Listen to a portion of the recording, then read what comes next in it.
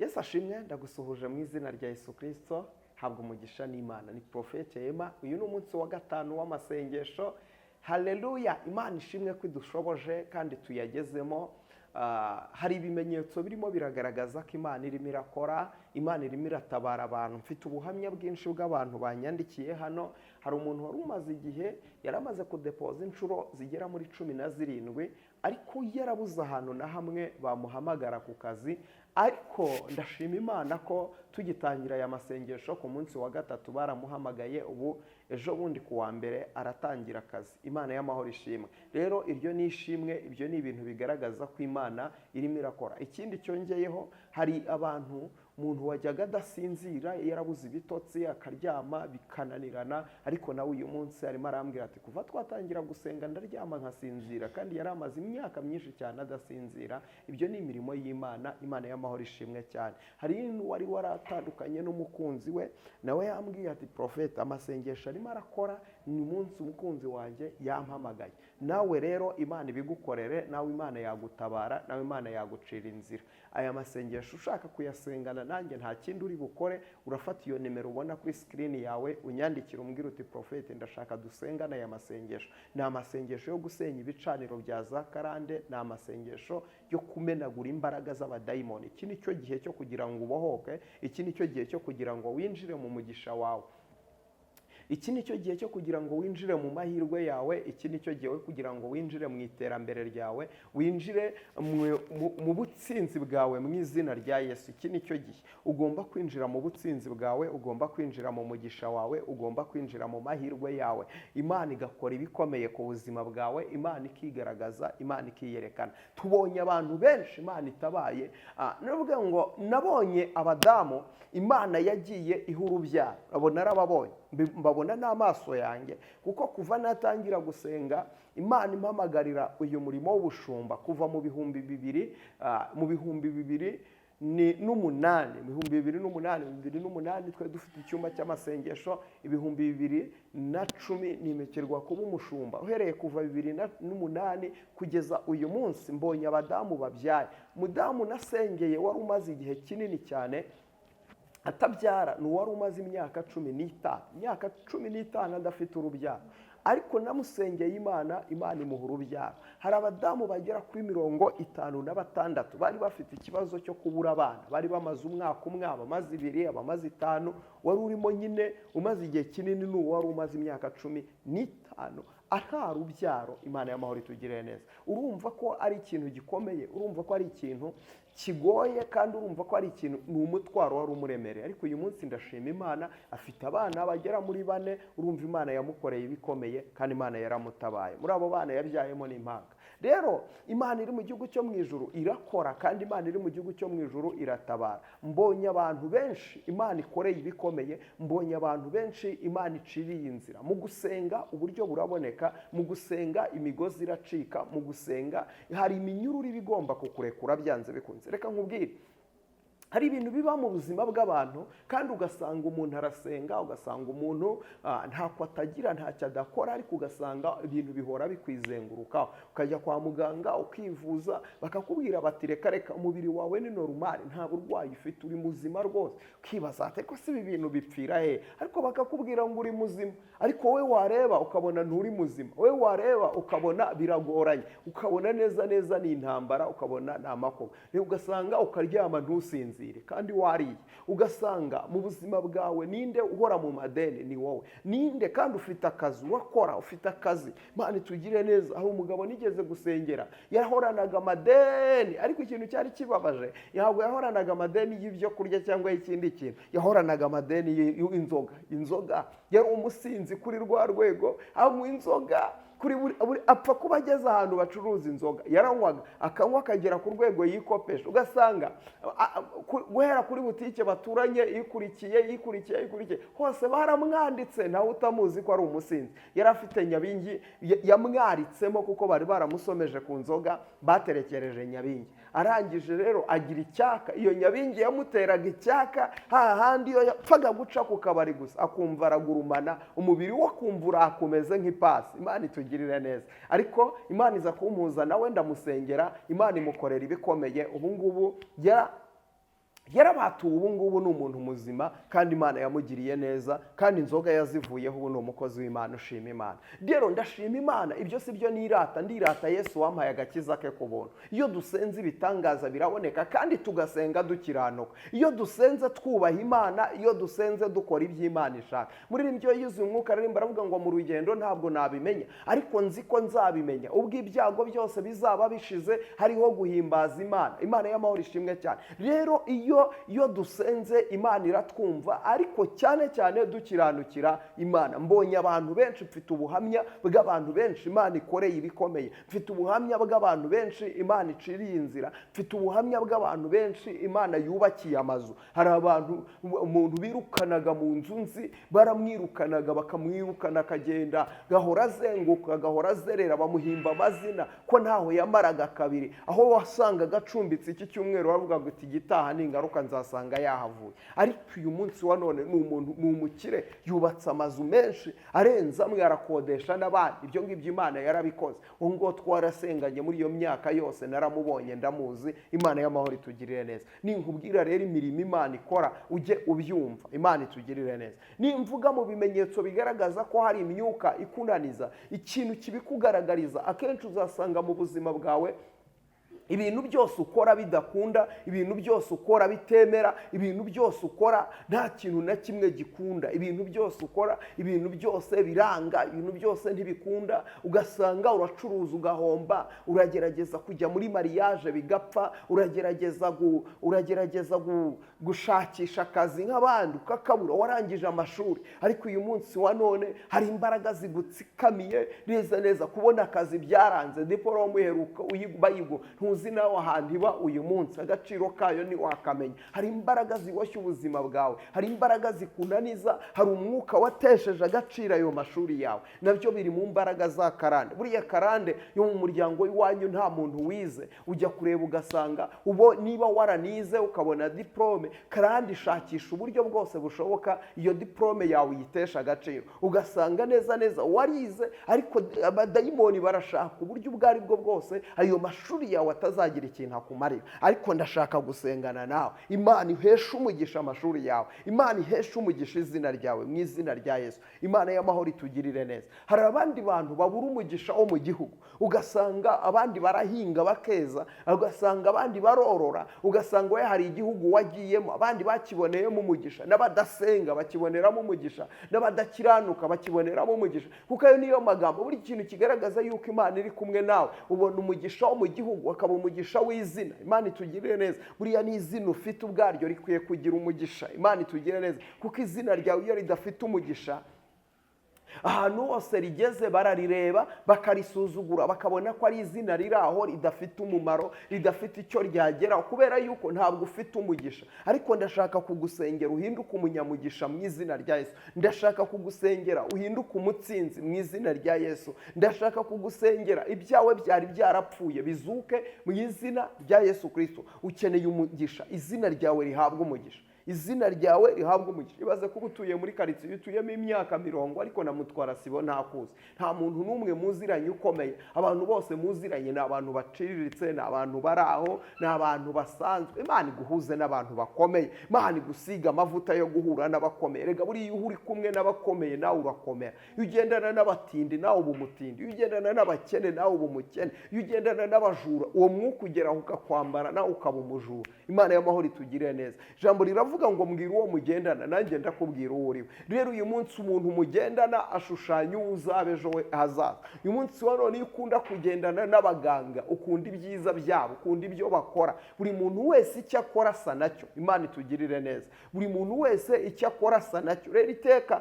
ntabwo uzagendana n'umuntu ukora ku cyuma, uhorana ifu ageze gute ngo abure kugusiga ifu. Ahantu wagiye hose uzana ikimenyetso cy'uko wagiyeyo. Iyo ugiye mu makara hari amakara kuzaho byanze bikunze. Imana itugirire neza. Nawe uyu muntu buri muntu wese rero icyo akora asa nacyo. Niyo mpamvu binakwiriye yuko ukwiriye kugendana n'abantu bafite ahantu bageze. Niba ushaka kuba umucuruzi, gendana n'abacuruzi. Niba ushaka kuba umuntu ukomeye, gendana n'abakomeye. Niba ushaka kuba umunyamugisha, gendana n'abanyamugisha. Niba ushaka kuba umurokore, gendana n'abarokore. Niba ushaka kuba umujura, gendana n'abajura. Ikintu cyose ushaka kuba cyo, shaka abantu bagikora ugendane nabo. Nugendana nabo bazakwanduza uwo mwuka. Kabiri, nurangiza utangire kwatura amagambo y'icyo kintu ushaka kuba cyo. Niba ushaka kuzaba umuntu ukomeye, hora watura uvuge ngo nzakomera mu izina rya Yesu. Shetani yigukoresha ngo watura uvuga ngo byaranze, urabona ijambo ry'Imana mu migani rirambwira ngo akanwa.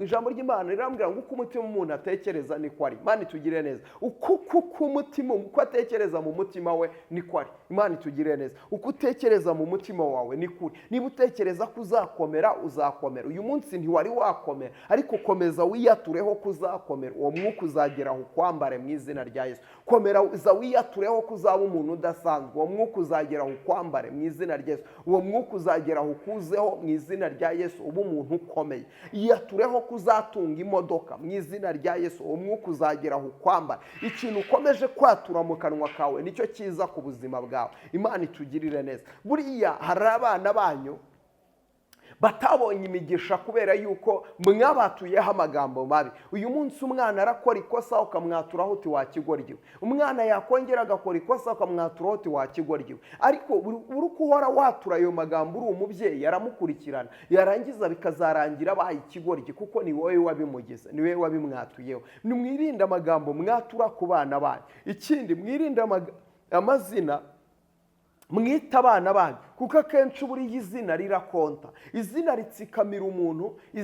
Izina wita umwana wawe. Yakobo yaravutse bamwita Yakobo, bisobanuye umuriganya. Arangije arakura, uwo yahereyeho ariganya, yariganyije mwene se. Imana itugirire neza. Nuko ngo Yakobo bisobanuye umuriganya. Atangiye kuriganya rero ariganya mwene se, ariganya na se wamwise iryo zina. Imana itugirire neza. Rero izina witwa rirakonta. Izina witwa rigira imbaraga cyane mu buzima bwawe bwa buri munsi. Uyu munsi izina ryawe rishobora kukubera imbogamizi kubuza kugera ku mugisha wawe. Burya nukoresha deliverance, ujye ukoresha na deliverance yo kubohoka ku izina, ku buryo izina ryawe rihinduka umugisha mu izina rya Yesu, ku buryo izina ryawe rihinduka iry'agaciro, rigahinduka irinyamugisha. Imana y'amahoro itugirire neza. Rero turi mu bihe byo gusenga. Imana y'amahoro ishimwe cyane, izina ry'Uwiteka nirihabwe icyubahiro. Ibi ngibi rero nubyumva, byumve ko ari ibintu bihari, byumve ko ari ibintu biriho. Imana itugirire neza. Nigeze nsengana n'umuntu,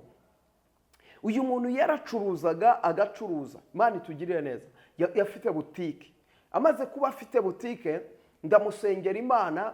Yaje akurikiye ikiganiro yari yabonye, araza aza ku rusengero turasengana. Ariko yari afite ikibazo kimeze gutya. Uyu muntu yaracuruzaga amafaranga akanayabona, yamara kuyabona akayabika. Amara kuyabika, Imana y'amahoro itugirire neza, urumva amafaranga ye yarayabonaga, akayabona, akayabara, atahombye, nta kibazo, kandi iyo nzu niyo yararagamo.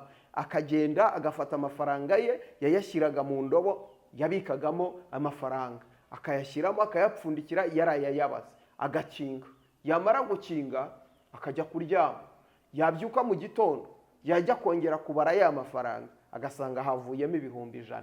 Nta muntu winjiye mu nzu, ntawe wundi muntu babana, niwe wenyine, niwe ubaho ngaho. Imana itugirire neza. Agasanga byavuyeho. Biragumya bibuko nguko kugera ku rwego yashidutse nta n'igiceri cy'atanu asigaranye. Imana y'amahoro itugirire neza. Urumva uwo muzimu? Ninkubwira ngo hari abantu baroga mu buzima, bakakuroga, bakakoherereza imbaraga wowe ubwawe utabasha kurwana nazo, wowe ubwawe utabasha gusobanukirwa. Agera ku rwego, yaraje turamusengera Imana, tumusengeye, uwamuroza avugiramo aravuga ati ntazigera mbanaho n'umunsi n'umwe. Imana y'amahoro itugirire neza. Ati ngewe nzira mu mbeba, ati ndi mu imbeba ibana nawe, mba mu nzu yiwe niho mba, aho ngaho niho ntuye. Njewe nzira mu mbeba, ndi imbeba ibana nawe, mbana nawe aho niho ntuye, mbana nawe. Ayabara ndeba, yabika ndeba. Niyo mpamvu nta gihe na kimwe azigera mbanaho ngo byemere. Imana itugirire neza. ariko twasenze Imana, ibyo biba ari ibikangisho by'abadayimoni. Twasenze Imana, ibyo ngibyo se ni ibiki? Ibyo biba ari ibikangisho by'abadayimoni. Twasenze Imana, Imana ibohora ubuzima bwe, Imana imukuraho ubwo buretwa. Uyu munsi Imana yarongeye imuha umugisha, bafite butike ikomeye cyane, nta nubwo arongera guhomba, kandi Imana yaramurengeye. Yaravugaga ngo ntazigera yubaka urugo, ariko ubu umwana w'umukobwa yabaye umudamu, yarubatse n'ukuri kose. Rero mbonye abantu Imana igiriye neza, mbonye abantu Imana itabaye. Uyu munsi nushaka umbwire, nkubwire abantu Imana iciriye inzira, Imana ibohoye, Imana ihaye umugisha, izina ry'Uwiteka nirihabwe umugisha. Ndagira ngo nkubwire, rihabwe icyubahiro. Ndagira ngo nkubwire, hari abantu mbonye Imana ishimwe. Mfite ubuhamya bw'abantu benshi cyane hano, wenda nuko biba igihe kitari cyagera, hari n'amajwi yabo n'amawodiyo yabo, wenda igihe kiba kitari cyagera, ariko hari abantu dusengeye Imana ibagirira neza. Ntabwo ndimo iyi si motivasiyo, sino kugira ngo umpamagare, si n'ibyo nirata, ndirata Kristo umwami wanjye unkora ibyo ngibyo, kuko sinjye mbikora. Gusenga n'ukwanjye, kwizera n'ukwawe, gukora n'ukw'Imana. Imana y'amahoro itugirire neza. Njye icyo nkora ni ugusenga, gusenga n'ukwanjye, kwizera n'ukwawe, gukora n'ukw'Imana. Imana y'amahoro itugirire neza. Rero iyo ufite kwizera, nta kabuza Imana irakora. Iyo ufite kwizera, Imana iratabara, Imana ijya ikingura imiryango. Rero hari abantu bafite ibintu bibatsikamiye, hari abantu uyu munsi nakuvuga ngo ndakomeza mvuga ibindi bintu bine. Hari abantu baryama mu bicuku bya nijoro. Ejo nasoreje ku kintu cy'abantu barara barya ibintu, ukabona urarara urya ibintu, ibyo bintu ukabona byarahoze, ukabona bamwe bararya inyama, hari n'abarota barya inyama z'abantu. Imana y'amahoro itugire neza. Menye yuko barimo barakuroze,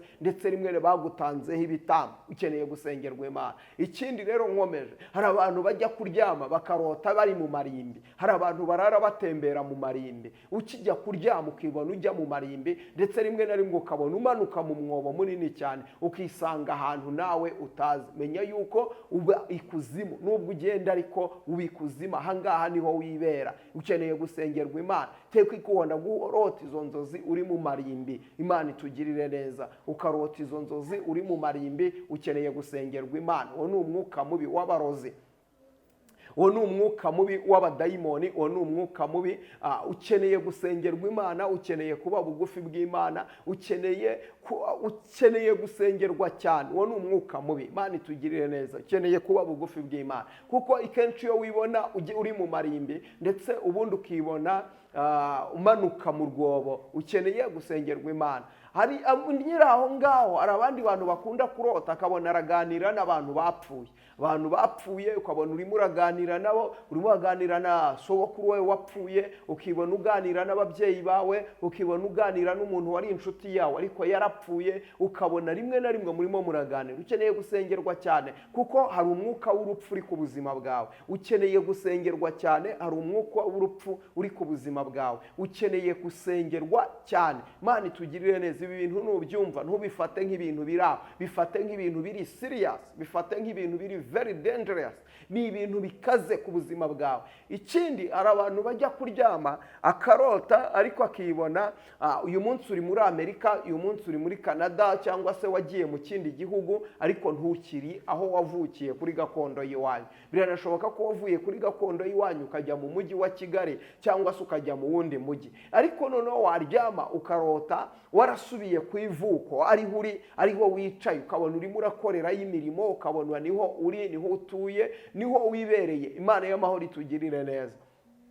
Menya yuko uyu ari umwuka mubi, menya yuko ukeneye gusengerwa Imana, menya yuko ibyo bintu ni bibi cyane. Ukeneye gusengerwa Imana, ukeneye gusenga, kuko uyu mwuka urimo uragaragaza yuko izi mbaraga zirimo ziragusubiza, zirashaka kugusubiza hamwe wavuye. Ufite umwuka wo gusubizwa inyuma, ufite umwuka wo gusubira inyuma, ufite umwuka wo kunanizwa, ufite umwuka wo gutsikamirwa. Rero ukeneye gusengerwa Imana cyane, kugira ngo Imana ikore ibikomeye ku buzima bwawe. Ukeneye kuba bugufi bw'Imana cyane, kugira ngo Imana ihindure amateka ku buzima bwawe. Ukeneye kubana n'Imana. Ibi bintu niba biba ku buzima bwawe, menya yuko utorohewe. Ba bugufi bw'Imana, ba bugufi bw'Imana. Ukeneye kuba bugufi bw'Imana, ukeneye kubana n'Imana, ukeneye gusenga cyane. Imana y'amahoro itugirire neza. Ibi bintu niba bikubaho, ukeneye gusenga cyane, ukeneye gusengerwa Imana. Ibi bintu bikava ku buzima bwawe. Imana y'amahoro itugirire neza. Ni ukuvuga ngo hari umwuka wo kugusubiza iyo wavuye, hari umwuka wo kugusubiza mu buzima wavuyemo. Niba waranagiye ni Burayi utarebye neza, ushobora kuzisanga waragarutse ukongera ugasubira muri Afurika, ukongera ugasubira muri bwa buzima wahozemo. Biragusaba gusenga cyane.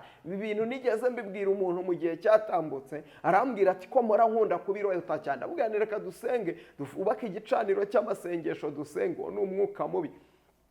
Turasengana ariko haciye iminsi ndamubura, arambwira ati nabaye bize mba ndi mu bintu byinshi. Ariko my friend, reka nkubwire, bwe arakeye anywa inzoga, maze kunywa inzoga akubita umuntu aramukomeretsa cyane. Imana itugirire neza. Barangije baramufunga, bamaze kumufunga, Imana y'amahoro itugirire neza.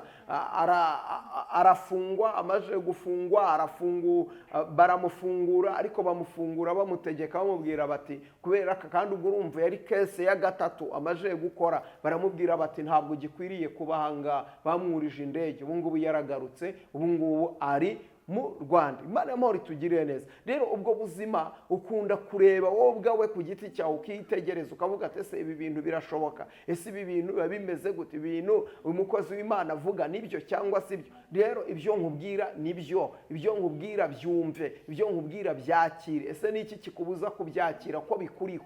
Uyu munsi wa none aravuga ubukene ngo reka da, ngo ibyo ngibyo ngo ni ibisanzwe. Kumva nkubwire, gukorera Imana ntabwo bivuze gukena, gukorera Imana ntibivuze ubuzima bubi. Hari Imana itabara, hari Imana irengera, hari Imana ihindura amateka. Imana y'amahoro itugirire neza. Izina ry'Uwiteka nirishimwe, izina ry'Uwiteka nirihimbazwe.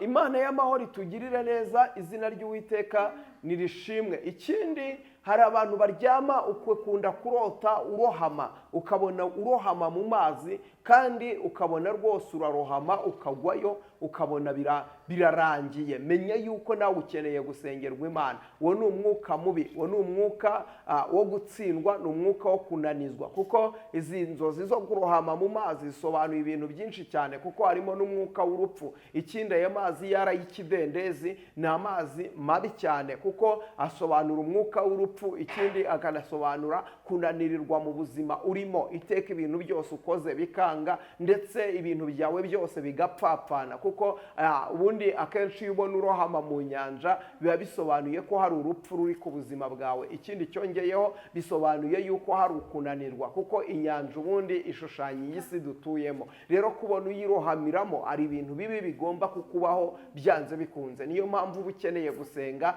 cyane. Hari imyuka mibi irimo irakugendaho, kandi hari imyuka mibi irimo irakunaniza. Rero senga cyane kugira ngo Imana izikora ibikomeye ku buzima bwawe. Izina ry'Uwiteka nirishimwe.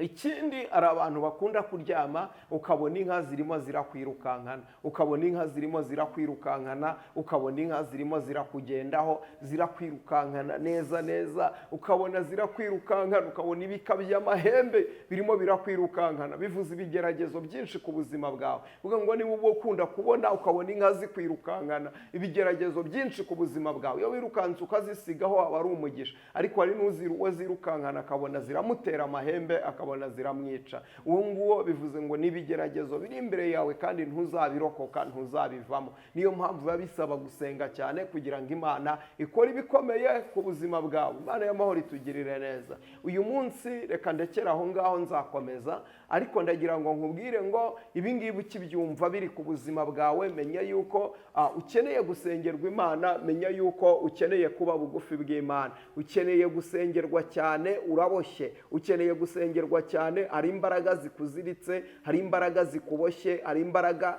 ziboshye ubuzima bwawe. Imana y'amahoro itugirire neza. Uwiteka akwishimire, Uwiteka akugirire neza, Uwiteka kubambira amahema, Uwiteka kurwanirire. Muri aya masengesho ndagusengeye ngo Imana ikuremere igitangaza. Wari urimo urashaka umwana, hari abantu bafite ikibazo cyo kubyara, abo ngabo Imana y'amahoro ibacira inzira. Hari abantu bafite ikibazo cyo kugera ku migisha yabo, namwe Imana ibacira inzira. Hari abantu babiziritswe imbaraga z'imwijima zibaziritse, namwe Imana y'amahoro ibacira inzira. Ndabasengera ukuboko kwiza kw'Imana kuboneke kuri mwebwe. Imbaraga n'imbabazi z'Imana zikomeze kubagaragaraho. Ibyanyu byapfuye bizuke mu izina rya Yesu. Ni ukuri uwo muruhu kuriho wakuvaho, icyo cyangiro kikuriho cyakuvaho, icyo gisuzuguriro kikuriho cyakuvaho, kandi Imana yakurengera, Imana yakubohora. Reka nkubwire ngo Uwiteka guha umugisha, Uwiteka kugirire neza. Unyandikire kuri iyo nimero ubona kuri screen yawe, dusengana Imana. Aya masengesho turayakomeje, tugeze ku munsi wa 5, tuzayasoza ku itariki 30 z'ukwezi kwa 9. Ni ukuri aya masengesho ndakwibutsa ko tuba twiyirije guhera mu gitondo saa 12 kugira